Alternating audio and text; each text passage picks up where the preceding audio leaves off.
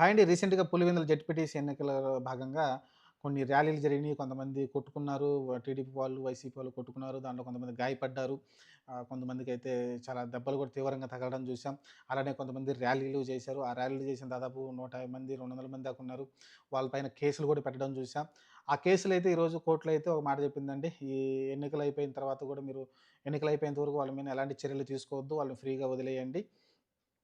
Rally చేయడం గూడా తప్పంటే ఎలా మీరు ప్రతి ఆ సెక్షన్ ఏదో 125 ఏదో సెక్షన్ పెట్టారో, ఆ సెక్షన్ గూడా వీళ్ళకి వర్తించదు.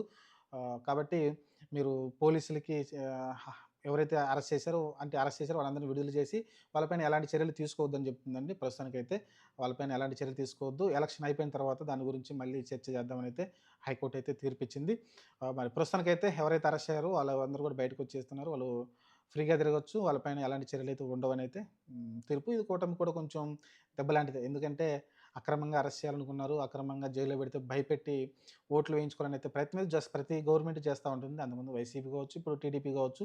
ఆ ప్రయత్నం అయితే చేస్తా ఉన్నారు. 150 మంది అంటే మామూలు విషయం. 150 మంది పైన కేసులంటే జైలు కూడా పెట్టదు మరి. అలాంటైతే కేసులైతే పెడతా ఉన్నారు. చూద్దాం మరి. కోర్టు కూడా మాకు మంచి తీర్పయితే ఇచ్చింది.